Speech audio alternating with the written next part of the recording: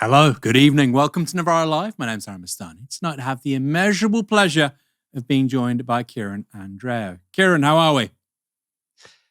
Good to be back with you, Aaron, as ever. Last time we did this, you were a little bit unwell. How are you now, Aaron? Better? I'm slightly better. I'm on antibiotics, although I don't think it is bacterial. Because I'm an asthmatic, the NHS has to be very precautious. But I'm feeling much better. Thank you for your kind concern. Good. I was a bit subpar last week. That won't happen tonight, I promise. Coming up on tonight's show, we have an interview with Declassified's co-founder and editor, Mark Curtis. A left-wing streamer, Hasan Piker, has been deplatformed by Twitch, albeit temporarily. And we take a look at the Google boss who thinks you should work 60 hours a week. 60! US President Donald Trump has suspended all military aid to Ukraine. In some ways, the decision is no surprise, given the scenes we saw in the White House on Friday, when Ukrainian President Volodymyr Zelensky visited Washington. But nobody in the media or the wider political sphere, including Trump's allies, expected events to move quite so fast. Just hours before the White House issued its announcement, Trump gave a press conference where he was asked about military aid for Ukraine. Who decided if you're going to suspend military aid to Ukraine? Have you made that decision? Well, I haven't even talked about that right now. I mean, right now, we'll see what happens. A lot of things are happening right now as we speak. I mean, literally as we speak. I could give you an answer and go back to my office, the beautiful Oval Office. I could go back into the Oval Office and find out that the answer is obsolete. I could go back to the Oval Office, the beautiful Oval Office, like the Winter White House, Mar-a-Lago. He can't help himself, can he? Later yesterday evening, the Halts to aid came into effect, with a White House official telling the website Politico this. The president has been clear that he is focused on peace. We need our partners to be committed to that goal as well. We're pausing and reviewing our aid to ensure that it is contributing to a solution. In other words, we're going to stop it, and they'll do what we're asking them to. The suspension of aid could mean that Ukraine will now not receive shipments of surface-to-air missiles, radar equipment, Javelin anti-tank missiles, rockets and rocket launchers, and vehicles. And the halt affects all weapons in transit as well, including those waiting across Ukraine's border right now in Poland. What's not yet known is whether the halt affects ammunition for weapons Ukraine already possesses. And there's a very large question over whether the US will continue to share crucial intelligence with Ukraine, information that has been a crucial component of that country's ability to defend itself. So what triggered this sudden freeze? Well, this was Trump on the Ukraine war in his press conference yesterday. I want to see it end fast. I don't want to see this go on for years and years. Now, President Zelensky supposedly made a statement today in AP. I'm not a big fan of AP, so maybe it was an incorrect statement, but he said he thinks the war's going to go on for a long time. And he better not be right about that. That's all I'm saying. Now, Zelensky has been holding out on peace negotiations until he has a security guarantee that protects Ukraine should Russia default on any deal. And Trump's remarks there suggest the aid suspension was a tool to force Zelensky into a more concessionary mood. Speaking on Fox News, Trump's national security advisor, Mike Waltz, elaborated on what Zelensky would need to do to get that critical military aid flowing once more. What we need to hear from President Zelensky is that he has regrets for what happened, and he's ready to sign this minerals deal, and that he's ready to engage in peace talks. Even clearer was US Vice President J.D. Vance, who was also on Fox News last night. Here's the thing, when you would talk to the Biden administration officials in private, it's another example of a terrible situation the Biden admin left the Trump administration. When you ask them, what's the plan? Okay, we're going to spend tens of billions of dollars, hundreds of billions of dollars in Ukraine. What is your plan? And they would honestly tell you, well, we're just going to send them weapons for as long as we can and hope eventually they can turn the tide. Hope is not a strategy. Throwing money and ammunition at a terrible conflict, that is not a strategy. The only guy in town with a strategy is the President of the United States, and everybody needs to follow his lead. What scares me is Zelensky, when he says it's going to go on for years, how many more lives are going to be lost? He's not going to have a country to save at the end of that. The minerals deal would have provided the monies to rebuild their country and a strong U.S. presence and maybe European troops as well. And this is an important part of it. The president knows that, look, if you want real security guarantees, if you want to actually ensure that Vladimir Putin does not invade Ukraine again, the very best security guarantee is to give Americans economic upside in the future of Ukraine. That is a way better security guarantee than 20,000 troops from some random country that hasn't fought a war in 30 or 40 years. The security guarantee and also the economic guarantee for Ukraine is to rebuild the country and ensure that America has a long-term interest. You're not going to do that if you come to the Oval Office, insult the president, and refuse to follow his plan for peace. I love Hannity's genre of journalism there. You're talking to the vice president and you go, I agree, Mr. Vice President. I completely agree. And by the way, you missed a bit. You'd never catch us do something like that here at Novara Media. Now, a number of the UK media's armchair warriors took that to be a thinly veiled dig at the British military, coming just a day after British Prime Minister Keir Starmer promised, quote, boots on the ground in Ukraine. J.D. Vance later clarified his comments online, saying this. This is absurdly dishonest. I don't even mention the UK or France in the clip, both of whom have fought bravely alongside the US over the last 20 years and beyond. Of course, both of them were in Afghanistan. That was a NATO mission. But let's be direct. There are many countries who are volunteering, privately or publicly, support who have neither the battlefield experience nor the military equipment to do anything meaningful. Rather mean thing to say. It is important to add here, countries like Denmark, which were part of the Afghanistan mission, they're small countries, but per capita, their presence was actually very large. Per capita, smaller countries lost lots of people. And the only countries capable of sending 20,000 armed service personnel to Ukraine as part of a broader peacekeeping force, I'm not suggesting that's a good idea, but just take this claim on its own terms. The only two countries capable of doing that, arguably, are France and the UK. You could maybe add Germany too. By the way, Britain probably can't do it. So he only really means Britain or France. Anyway, maybe he wasn't really thinking about the words coming out of his mouth. Won't be the first time.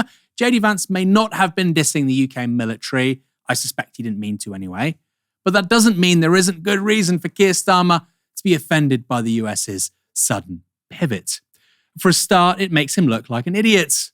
Just yesterday, the SNP's Stephen Flynn asked the Prime Minister this question in the House of Commons. Unfortunately, this afternoon it's been reported that President Trump is set to meet with American aides to discuss withdrawing military aid to Ukraine.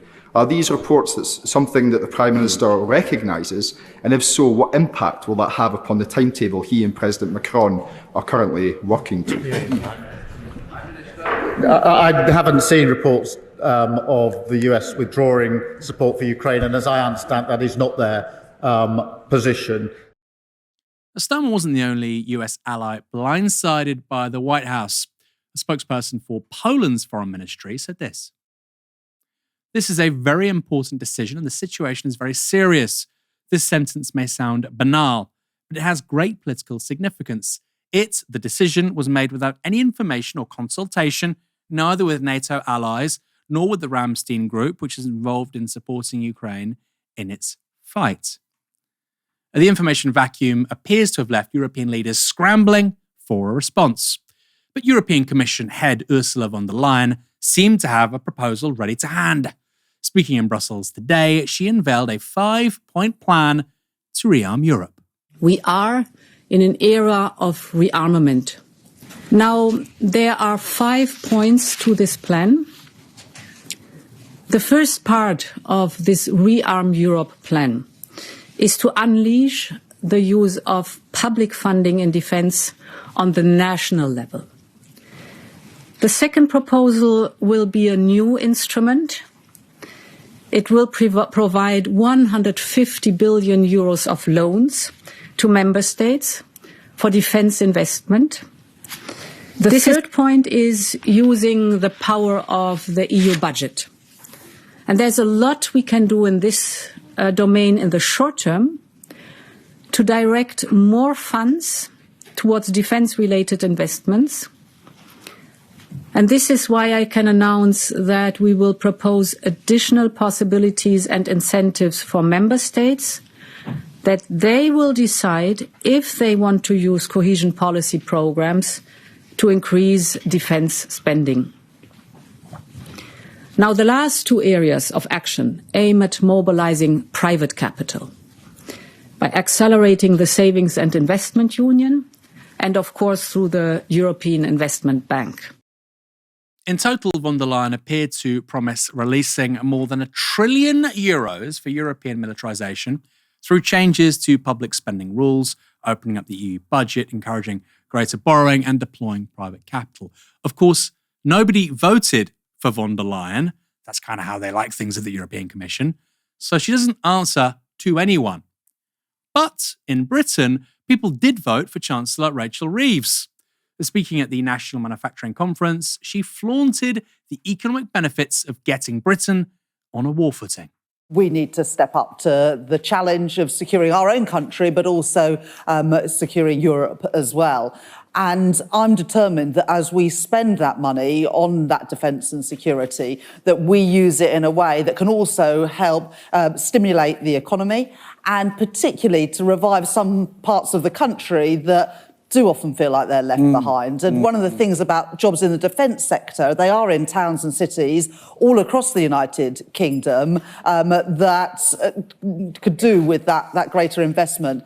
And I also want small businesses in manufacturing to benefit from that investment. New regeneration strategy just dropped. We're going to build loads of planes and tanks to send elsewhere. Why not just have HS2 go to Manchester, Rachel? Or Glasgow, for that matter. Or Cardiff. Do you know how long it takes to get from the capital of this country to go west? Some of it's crazy. Anyway, instead we're going to build loads more tanks. Not to just defend ourselves, which we can have that conversation. We will, I'm sure, later on the show. But somehow as a way of economic renewal in the UK. I don't know. That doesn't quite sound like the best return on investment. Anyway, plenty of people in Britain witnessing rising prices, rising rents, poorer service from the NHS, and increasing poverty elsewhere might be pretty suspicious of the economic benefits to them of handing cash to arms companies. One of them contacted Good Morning Britain with this question for Deputy PM Angela Rayner. I'll ask you a question that is a point that is being put repeatedly by viewers this morning, and it's summed up by Lisa on Facebook. Good, she says in response to what President Trump has done. Now the UK needs to do the same and put money where it's really needed. Pensioners, disabled, kids, NHS. People watching will see energy bills go up, food inflation up, winter fuel allowance cut. They might also be asking, we're about to put billions of extra into this war, and is it time to consider whether President Trump has a point? Well, first of all, it's not either or. I think the Prime Minister outlined, he made some very difficult decisions around where the money was going to come from for our defence. And this is important. It's about our defence of the UK. And that's why we increased our defence spending and the difficult decision to take money out of the overseas aid budget. We've invested huge sums of money into provision for children with special educational needs. Councils have had the biggest amount of increase, a real cash terms increase of around 7% from this government, recognising the austerity that the previous government gave them. Pensioners are better off than they were under the Tories because of inflation was at 11.2% at one point, which of course hits pensioners the worst.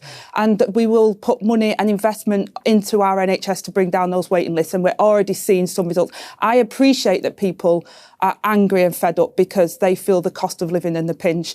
The government has had 7 months so far, and we're already getting on with that piece of work because we know that's important. Okay. But the most important job of any government is to keep its citizens safe, and that's why we've put that spending into defence, and that's why the Prime Minister has spent a lot of time working with our allies across the US and Europe to bring about that peace. It's not an either or. It's not an either or. Should we just spend money more on defence? You might think we should. Or should we spend more money on infrastructure, education, Or should we get rid of the two-child benefit cap? There are lots of competing demands on the exchequer. It is an either-or. It's not an either-or. Well, unless you think the exchequer has infinity money, kind of is. It kind of is. It is an either-or. You literally saw money being taken away from foreign aid to give to defense, precisely because it's an either-or. And by the way, I think that was 8 of the 13 billion? You still got to find another 5 billion. And by the way, that's to get us to 2.5%. And Starmer's saying we need to go to 3%. And if the economy doesn't grow, because it is an either-or, because it is a zero-sum game, the money will have to come from somewhere else. You'll either have to borrow more, the bond markets won't like that, or you'll have to increase taxes. The swing voters won't like that. The business won't like it if you start taxing the rich people, or you start cutting public services. I suspect Labour will go down that path. Also, how are we less safe now than we were before July 2024? None of this is new. None of this is new. None of this is new. The Ukraine war was already happening. We'd already had Trump in the White House once. All of this was telegraphed. We didn't know any of this was on the way. Well, it was. It was. We didn't prepare. Say that. Ukrainian President Volodymyr Zelensky remained silent on the US military aid freeze for most of the day. But late this afternoon, he responded with a statement. It's quite long, but it's worth reading out in full. I would like to reiterate Ukraine's commitment to peace. None of us wants an endless war. Ukraine is ready to come to the negotiating table as soon as possible to bring lasting peace closer. Nobody wants peace more than Ukrainians. My team and I stand ready to work under President Trump's strong leadership to get a peace that lasts. We're ready to work fast to end the war, and the first stages could be the release of prisoners and truce in the sky, ban on missiles, long-range drones, bombs on energy and other civilian infrastructure, and truce in the sea immediately if Russia will do the same. Then we want to move very fast through all the work with the US to agree a strong final deal. We do really value how much America has done to help Ukraine maintain its sovereignty and independence. And we remember the moment when things changed, when President Trump provided Ukraine with javelins. We're grateful for this. That's apparently when things changed, even though Zelensky was joining Biden on the campaign trail ahead of the election, precisely because the Democrats were going to fund Ukraine more. Apparently, things changed under Trump. Our meeting in Washington at the White House on Friday did not go the way it was supposed to be. It is regrettable that it happened this way. He's using the word regrettable after senior Trump figures have said he needs to use the word regret. Remarkable, really. It is time to make things right. We would like future cooperation and communication to be constructive. Regarding the agreement on minerals and security, Ukraine is ready to sign it in any time and in any convenient format. We see this agreement as a step towards greater security and solid security guarantees, and I truly hope it will work effectively. Pretty extraordinary. Anytime in any convenient format. It's almost like, send it over by email, I'll sign it. And by the way, Zelensky was apparently meant to be signing it after the Munich meeting. And then, of course, when he went to the White House. So this has been quite a protracted process. And it does seem like he's saying, I'll sign it, right? Send it to me on DocuSign over email. I'll sign it. Kieran, what did you make of the last 24 hours? I mean, I know it sounds a silly thing to say, but I think it took people by surprise, right? We keep on saying that with Trump, but this cut of aid to Kyiv so quickly is shocking, really, isn't it? It is. I'm reminded of an old Cold War adage, which was coined by an American senator at the end of the 1940s, which was that politics stops at the water's edge. His name was Arthur Vandenberg, and he was a Republican senator. And what he meant by that was that Democrats and Republicans, Labour, Tory, whatever, they can disagree with each other as much as they like internally about internal political matters. But when it comes to the water's edge and beyond, when it comes to foreign policy, in other words, there will always be this kind of consensus, this bipartisanship. Now, I don't think that's always been true, but certainly we can see with things like the war on terror and the response to that, the kind of cross-party response to that and so on, there's always been a kind of unity especially around wars and things that are deemed, almost a kind of national religion as far as national security and so on goes, which Ukraine certainly was, obviously, until very, very recently. And I suppose the point about all this is that Trump marks an absolute rupture with that, the like of which I've certainly never seen in my lifetime. He definitely marks an absolute rupture with that kind of bipartisan consensus, in this case, around military spending and, the threat of Russia and geostrategy and securing, the sort of security guarantee in Europe and beyond. I think really that underscores an additional point, which is that, and I do not say this in a celebratory way, but Trump was never supposed to get into power. I mean, the system is just not designed for somebody like him, was not designed for somebody like him to become president of the United States. Or if he did, as in his first term, he would be coddled by sensible people, Mike Pompeo, Mike Pence, characters from his first administration, old Washingtonian hands who would acculturate him into the kind of norms of the presidency, right? That just isn't the case anymore. And that is really, really clear for everybody to see. And again, I don't say that in any kind of celebratory way. For those who don't know, I'm Palestinian. I obviously hate Trump, but it's a remarkable turn of events in geopolitics. And it definitely bears description as it is. So, past 24 hours, clearly Trump's positioning on all of this has been designed and has succeeded, it sounds like, to force Ukraine to sign the rare earth minerals deal. And it looks like that is going to succeed. The final point I want to make on this, Aaron, is that this turn of events, not just Trump's positioning, but Zelensky now producing mood music that suggests that he's willing to sign a deal and move forward with a truce and so on, really does further call into question Keir Starmer and the rest of Europe's spending on its own defences, but also on Ukraine's defences. I mean, I really don't know what the end game here for them is, but the ground that they thought they'd built beneath them and around them to support themselves politically, domestically, seems to be vanishing before it's completed. And I wonder where they go from here, because they've staked so much on this. I mean, just take Keir Starmer. He said, we were told there's no magic money tree. You referenced that last week, Aaron. No magic money tree. All the tropes, all of the fiscal rules, etc., suddenly out the window. And now, actually, it could be that by the end of next week, I mean, that's probably a little premature, but very soon, the kind of supposed animus, the supposed need for this additional defence spending could suddenly be taken away from all of them. And they will be left in a very sticky position, I think, politically, to explain why the fiscal rules were suddenly changed for defence spending, how they go from here. I think it's a failed strategy to bolster domestic political support. And it will be very interesting to see how that plays out. Personally, I'm very happy for my tax money for this country, to be sent to rebuild Ukrainian schools or hospitals or critical infrastructure. I'm happy for that to happen. I'm not happy, personally, for my money to be sent to the front lines for a war that Ukraine can't possibly win. I kind of agree. I know it gets people upset, but we've given, I think this year, the commitment of $3 billion. So like you say, a war which Ukraine couldn't win, with the knowledge that Trump was in the White House, with the knowledge that this was going to happen anyway.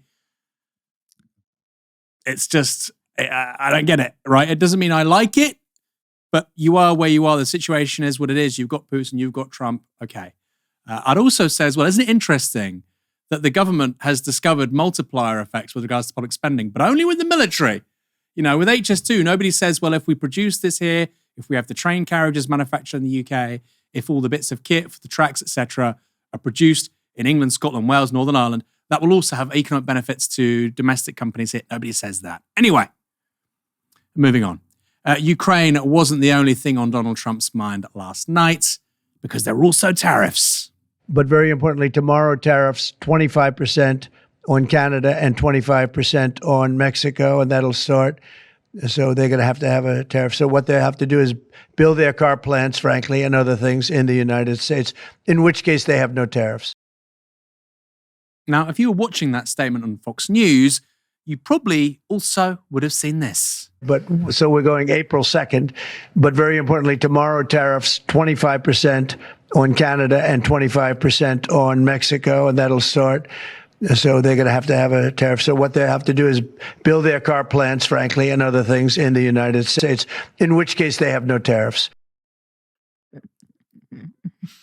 Look, day-to-day market movements, whatever, it's funny, come on. That was the value of the Dow Jones, a tracker of 30 prominent US companies' stock value dropping in real time as the president uttered every word. And that fall continued long after Trump finished speaking. By this morning, the Dow had dropped by nearly 650 points as investors feared the tariffs could lead to further slowing of the US economy. And some analysts are now using the one word politicians fear the most. No, not war or plague or even pestilence. It's recession, of course. Some investors and analysts are now advising that Trump's tariffs may cause the US to enter recession, with one model suggesting the economy will shrink by nearly 3% by mid-year. Other analysts have called that threat overblown, but there are other bad signs. Warren Buffett, one of the world's richest people, criticized Trump's tariffs last night, calling them an act of war. Last month, it was also revealed that his company, Berkshire Hathaway, had chosen to make significant investments in Japan. That was while piling up cash rather than investing in the US stock market. Now, Trump's tariffs are certain to raise prices on goods imported from Canada and Mexico. At the same time, retaliatory measures mean that Canada and Mexico are likely to slow their imports from the US. That will, of course, impact manufacturing, agriculture, and other industries. That's before even talking about cuts to the public sector, which will massively contribute to any economic downturn. This was Canadian Prime Minister Justin Trudeau responding to Trump's tariffs this afternoon. We will not back down from a fight, not when our country and the well-being of everyone in it is at stake.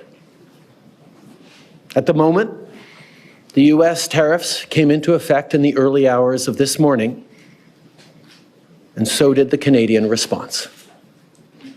Canada will be implementing 25% tariffs against $155 billion worth of American goods, starting with tariffs on $30 billion worth of goods immediately, and tariffs on the remaining $125 billion of American products in 21 days' time. Trudeau also tried to work out what exactly Trump wants from his self-imposed economic warfare. I think in terms of what he wants, I heard he talked about banking again this morning in a tweet, which doesn't make any sense because American banks, there's about 16 American banks currently active in Canada holding about $113 billion worth of assets in this country. So the American banks are alive and well and prospering in Canada. It's an example of not really being able to see what it is that he wants, because even the excuse that he's giving for these Paris tariffs today of fentanyl is completely bogus, completely unjustified, completely false. So we actually have to fold back on the one thing he has said repeatedly, that what he wants is to see a total collapse of the Canadian economy, because that'll make it easier to annex us, is the second half of his thought. Now, first of all, that's never going to happen. We will never be the 51st state. What is going on? What is going on? The US imposes economic warfare on countries in order to get its way. Think Venezuela, Iran, Cuba, and now Canada, home of Tim Horton and Shopify. Mexico will impose its own tariffs on the US this weekend. Trump has also said that an additional 10% US tariffs on Chinese exports will come into force tonight. China hit back today, vowing to retaliate against US agriculture and other sectors unless President Trump backs down. Kieran, I want to come to you on Canada. I mean, that was an extraordinary finale on that clip we just saw a moment ago, where Trudeau's openly saying the point of these tariffs is to undermine, cripple our economy as a necessary first step to annexation. This is not me or you saying it. It's not even a credible Canadian commentator saying it. It's the literal Prime Minister of Canada, the most senior elected politician in that country. Yeah, this is what I mean about being in uncharted territory. I feel like I'm in the Twilight Zone. I mean, it really is Twilight Zone stuff. It's very, very surreal. You're quite right, Aaron, that we point out that this has been done for years and years and years by the United States to its neighbors in the Americas. It's been done to Cuba, it's been done to Venezuela, it's been done to most of Central America, and we could name, 2 or 3 dozen other countries where similarly aggressive economic warfare has been pointed by the United States at the countries in the global south and beyond. But what's genuinely new about this is that it's being done to Canada. It's being done to Denmark. Maybe not the same ferocity toward Denmark, but I have no explanation as to why it is that Donald Trump feels that this sort of thing will be successful. I definitely think that he means it. And I definitely think that actually, and I haven't said this before, Trudeau is right. I actually think that Donald Trump and his cohort are trying to declare some kind of economic warfare. How far they're willing to go in that is not clear to me. But they're clearly trying to engage in a trade war or a war of economies that eventually wears down territories, sovereign territories, lands, countries, nations that Trump sees as either direct extensions of the American empire or countries that should be nearer to the United States in a kind of more informal economic sphere of influence. I don't know where this leads. I don't know where this ends up. Russia invaded Ukraine more than 3 years ago in 2022. But the face-off between Moscow and Kyiv since Ukraine's independence dates back far longer. Earlier today, I spoke to Mark Curtis, editor of the Declassified website. I started by asking him about the origins of the present war and foreign involvement in the Maidan uprising in 2014. Well, I think that if you go back to the UK's role in Ukraine and Russia over the last 20, 30 years, I mean, clearly it's been, I think, two different periods. One is up until around 2001, 2002, and the other is since then. And up until 2001, 2002, the UK was essentially kind of welcoming Vladimir Putin coming into power in 2000. Before that, it was supporting Boris Yeltsin and promoting the eastward expansion of NATO, but in ways which didn't necessarily antagonize Russia. But after Putin came into power, and then started to exert a kind of more independent Russian foreign policy, including eventually, obviously, invading some countries. Obviously, we enter this sort of new Cold War period, which we're in now.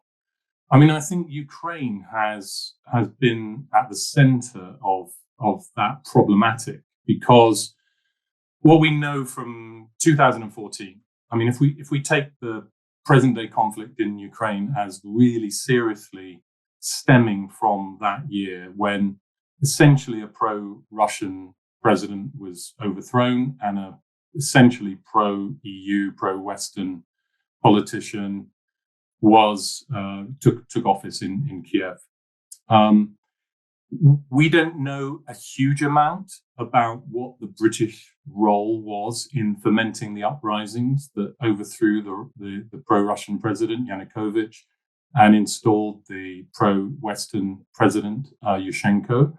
But what we do know is come out in bits and pieces of newspaper reporting over the years that the uprising in Kiev was partly fomented by the US. I mean, we know that there was some funding from USAID. There were US officials involved in encouraging those protests.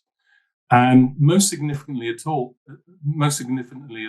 all, we know that, according to this bombshell report in the New York Times a few months ago, that MI6 and the CIA and the Ukrainian security services were talking about an intelligence partnership with Ukraine. This is in the years after 2014 and in the run-up to the Russian invasion in 2022.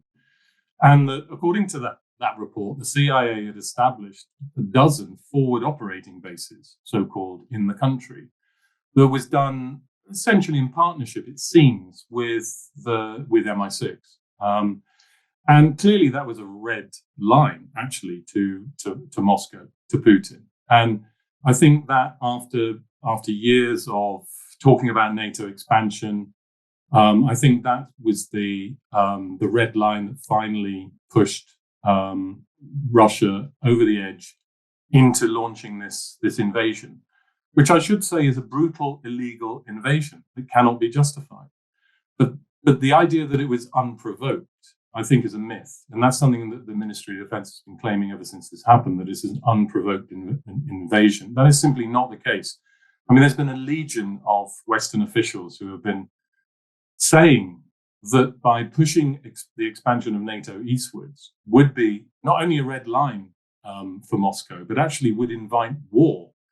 And in fact, Putin had said that on a number of occasions himself, that that if Ukraine was on the verge of joining NATO, then that would be the kind of final straw, words to the effect of. So there's definitely I don't think there's any angels and devils in this. I think actually both sides bear some of the responsibility for the catastrophe that Ukraine has been in for the last 3 years. Yeah, it's really interesting you say that, Mark, because, these aren't Putin talking points, according to some people out there, unless you think that the former British ambassador to Russia, Sir Roderick Lyne, I think it was, he said the exact same thing. If you were trying to orchestrate the precise set of circumstances under which Russia might consider invading Ukraine, it would look something like this. So it's remarkable, really, when you think about it, between 2014 and 2022, the Brits, the CIA, MI6 engage in this stuff. You have a former ambassador saying this is very unwise. What kinds of conversations were going on? Sticking with Britain and the US, both have poured billions into arming Ukraine, really, in the last 2.5 years. Drawing on your research, and specifically with reference now to historical precedent, Mark, because your book, A Web of Deceit, is great about all this stuff over the last 50 plus years. What's the kind of strategic endgame we might be looking at here for London? We know what it might be for the US, because it looks like Donald Trump is just withdrawing support from what he considers a purely European conflict. What might it be for London, Whitehall, the Labour government? Well, I mean, it's really worth looking at what are the UK's really core hard interests in Ukraine and as regards Russia, at least seen from the perspective of Whitehall. Of course, the story that we're told is that this is about democracy and standing up for a country that's been the subject of aggression. But in reality, I think we're looking at completely different things. Russia is a rival of the UK. The UK wants to maximize its influence in Europe, particularly after Brexit, I think, as a kind of a more independent power. It has to exert itself vis-a-vis the EU as well. And it wants to be seen to be playing, sort of tugging at the coattails of the US, and it has to demonstrate its utility to Washington in world affairs, because that's the role that it's been playing for the last 80 odd years since the end of the Second World War. So it sees Russia as a rival that has to be countered. And the independent foreign policy that Putin is promoting is not acceptable in London, because London and Washington want a pliable regime ultimately in Moscow. If they can't get a pliable regime in Moscow, at least they want one that's going to be in its box and isn't going to cause trouble in the areas that London and Washington claim as their kind of sovereignty or suzerainty over. And I think that a lot of the explanation here for UK policy is trying to detach Ukraine from the Russian orbit of influence, to bring it into the Western fold. It just so happens that Ukraine has a vast amount of energy resources, including those critical minerals that Trump is talking about, and which Britain is also keen to get its hands on. And so I think that this is a sort of it's a kind of eastward march of interests to keep Russia in its box, to stop it being able to cause trouble with an independent foreign policy, and to create a new market. This is a crucial issue as well, to create a new market for Western goods, services, companies in Ukraine. Arms firms, for example, have re-entered Ukraine in the last few years since the invasion. The figures are that in the 10 years in the run-up to the invasion, British arms exports were about £35 million, relatively small amount. In the 3 years since the invasion, those exports are about 1.1 billion. So Ukraine has become a new market for arms exports. And this is not some marginal thing. This is a big thing, because the arms companies wield huge political power in the UK. If you look at Britain's aid program to Ukraine as well, that's all about promoting privatization. It's about opening up the economy to Western firms. This is standard British foreign policy. That's what British foreign policy is largely all about, particularly in oil-rich countries. And sure enough, that's what's going on in Ukraine as well. So there's a whole series, I think, of geopolitical, economic, commercial, arms company interests going on here that really explain why Britain has taken such huge steps to support Ukraine. It really has gone the distance. And actually, I think that Britain has probably done more than any other Western country, apart from the US, in showing its backing for Ukraine. And I think that shows the extent of those interests that Whitehall sees as prevailing in Ukraine. But I suppose this goes back to my previous question, which is it possible for that continued expansion of the quote-unquote West, big W, into Ukraine without the backing of the United States? Clearly, there's been conversations about Ukraine joining NATO. That's parked for now. But you could still have the European Union. Is it possible that we see a continuation of this stuff with French, British soldiers in Ukraine, but not US backing? Or is that simply impossible from the perspective of logistics, economic funding, military capability? And if there are British and French soldiers in Ukraine, how would the Russians respond to that in your view? Would they view those forces as armies of occupation? No, I actually think there is a chance for the European states to play a replacement role of the US in Europe. I don't think there is any real reason for the European states to continue to be essentially vassals of Washington, which is kind of what they are and what they're sort of showing themselves to be now over Ukraine. I mean, it's worth remembering that this peace conference that, let's call it a peace conference, a bit of a grand term, that Starmer hosted in London on Sunday. Why is the UK suddenly talking about peace in Ukraine? Because it really hasn't been for the last 3 years. It's only talking about it because Trump has been talking about it. And so actually Trump has galvanized Britain into finally having to think about fomenting some kind of peace agreement in Ukraine. I think that, London and even Paris and certainly Berlin have just got so used to acting in this sort of junior partner role. They can barely even conceive of playing a truly independent role. It's obviously exacerbated by, the problem of cooperation has obviously been exacerbated by Britain leaving the EU, but that's not a decisive thing necessarily, because we are talking about military collaboration, which was never a major EU thing anyway. It really is about political will. If the European states really did want to play an alternative role to the US in Europe, they could do that.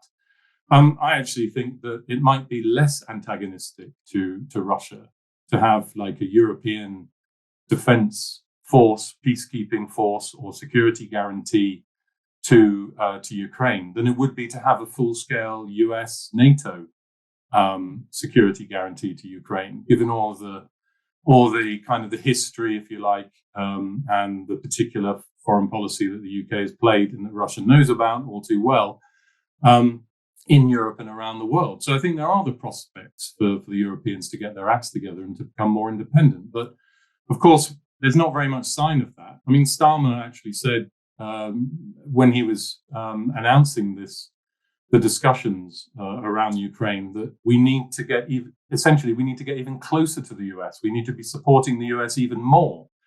I mean, I think that's the exact opposite of actually what we want. And I would say that's probably the opposite of what most people in Europe probably want as well. So there are prospects, but it will take a lot of leaps of imagination and a very different way of looking at the world, frankly. And I'm not sure that, well, certainly not Starmer is capable of that. So it sounds like you're actually optimistic, potentially, not that you think it's going to happen, but you're optimistic about the possibility of a purely European peacekeeping force in Ukraine being a more amenable solution to the Kremlin than is widely considered. I mean, I would presume that it would be absolutely impossible, particularly for German soldiers, to be as far east as the river Dnepr, very, very close to Russian armed forces. You think that would be a more palatable solution to Putin and his political circle than Ukrainian membership of NATO, etc.? Well, I mean, I think there is a clear issue about German forces. I mean, given the history, obviously.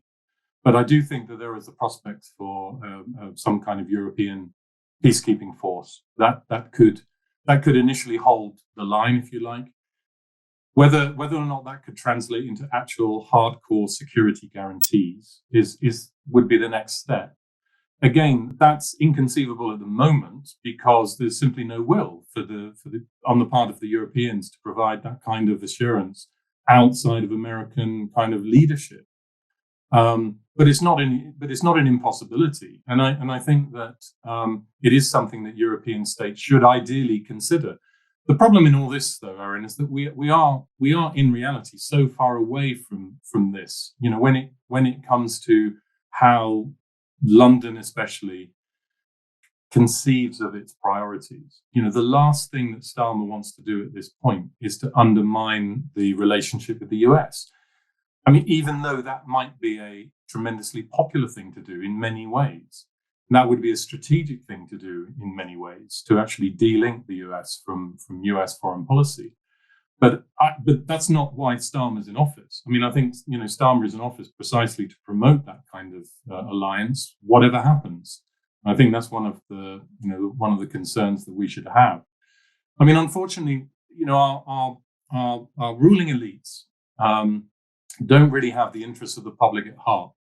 I don't think they've had the interests of the public at heart over the last 3 years when it's come to genuinely trying to promote some kind of peaceful outcome, negotiated compromise outcome in Ukraine. And Britain certainly has not had at the center of its interest the interest of the Ukrainians, because I think that, with Boris Johnson saying that Britain is fighting a proxy war and being sort of fairly open about that, and I think he's probably being honest about that. That is exactly how Whitehall conceives it. Britain is prepared to fight to the last Ukrainian, really, to achieve its kind of geopolitical objectives of kind of preventing Russian influence in Central Eastern Europe.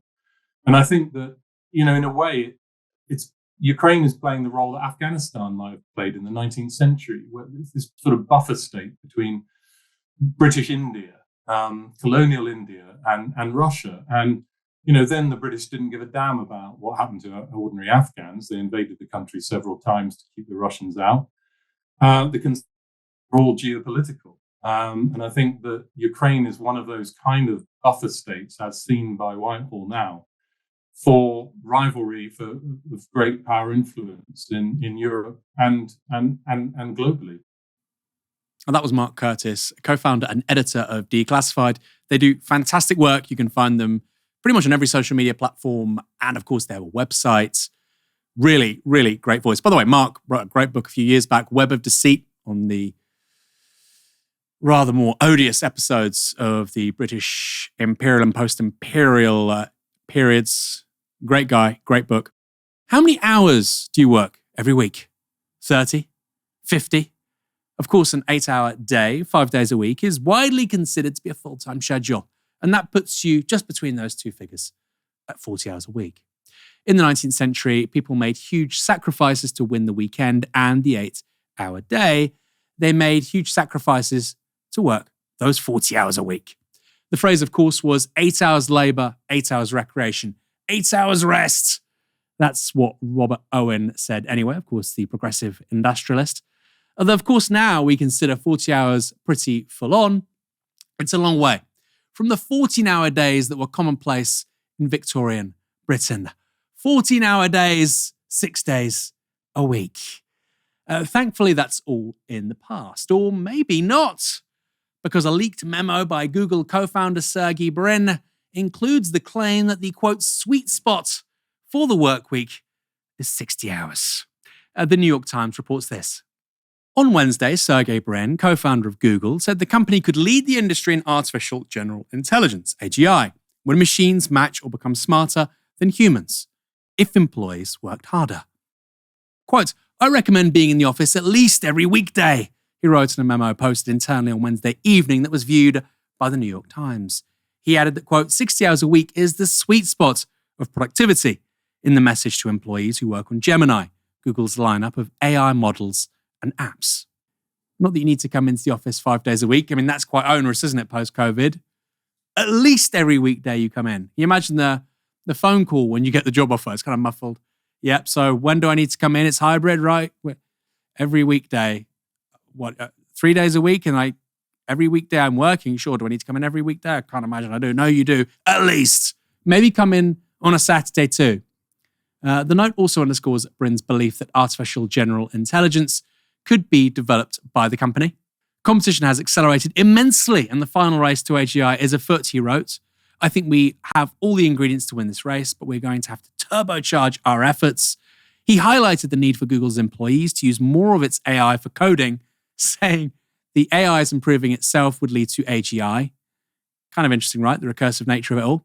He also called on employees working on Gemini to be, quote, the most efficient coders and AI scientists in the world by using our own AI.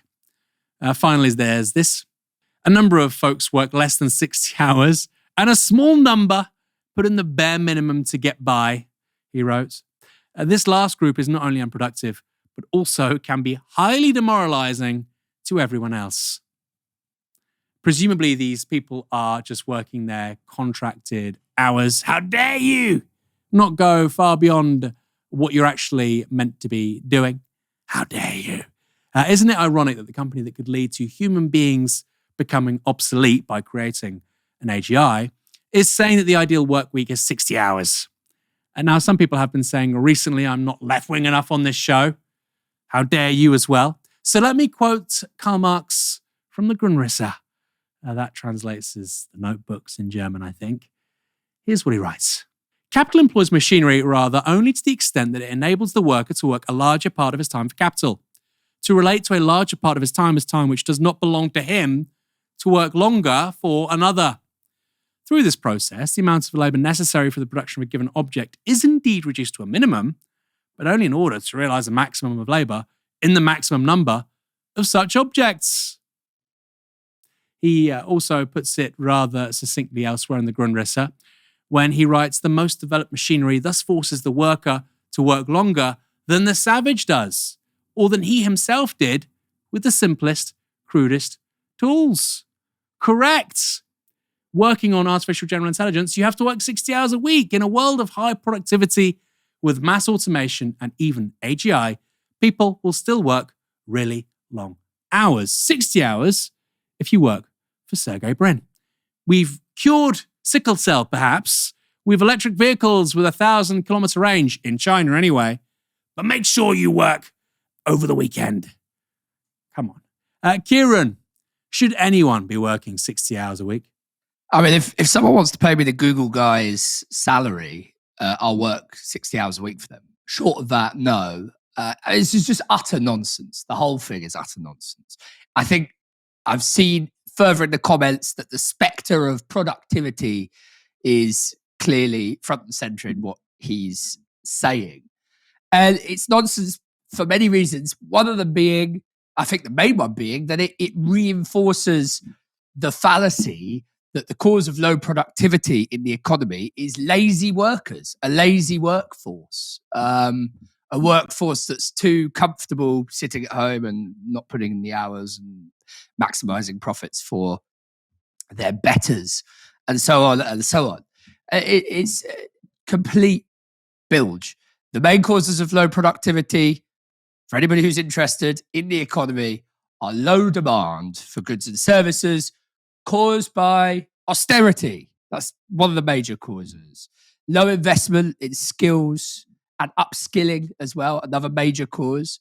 Low investment in the economy across the board, but particularly in research and development, R&D, on which productivity growth absolutely and inherently relies. And also gross inequality and job and housing insecurity are massively negative for productivity growth.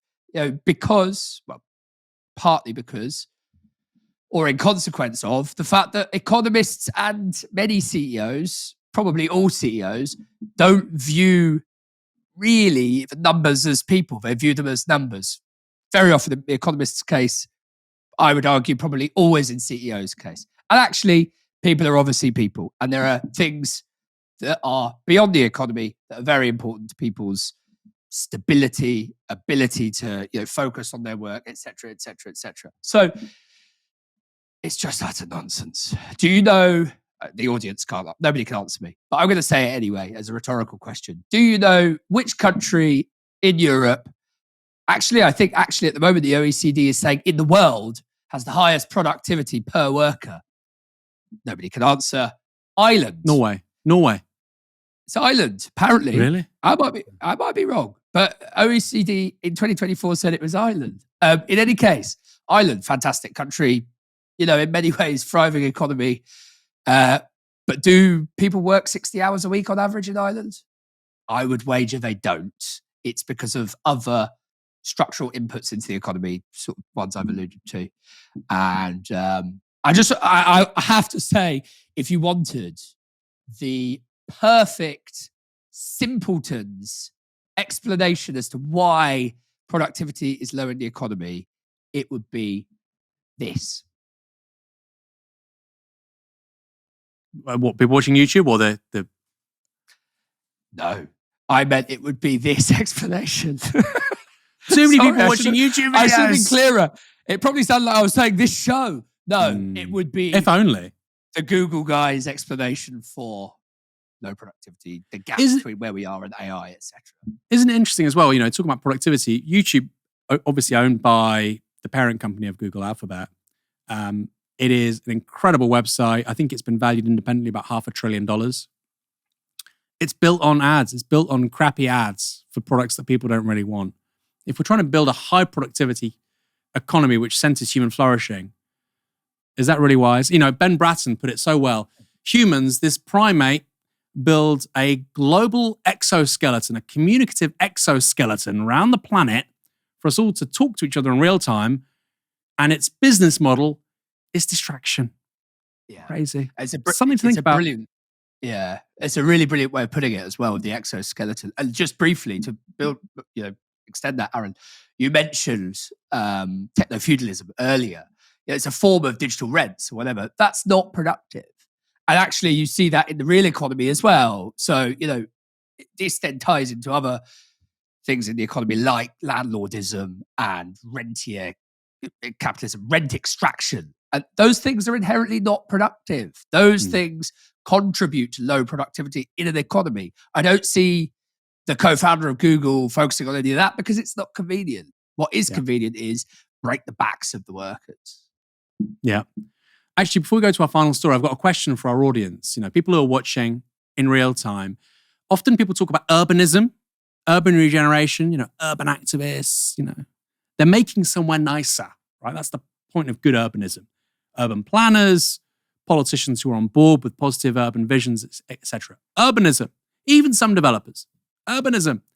What's the word we've got to create for landlords and people with HMOs who are doing the opposite. They're making an area worse, right? You've got a street with so many terrace houses. It's meant to accommodate 400 people. But now those houses, which were originally built for families of 4 people, maybe 5 people, now have 15 people in them. And the HMO is owned by somebody who lives in a nice detached house 10 miles away, creaming it in, not working. It's the opposite of urbanism. It's making the city landscape worse. It's making public services worse. What do we call that thing? Inverse urbanism, but I want a more catchy term. I've been thinking about this a lot. Hasan Piker, perhaps the left's biggest political streamer, has been banned from his main platform, Twitch. It's only a temporary ban, but Hasan appears to be struggling already. He posted this online.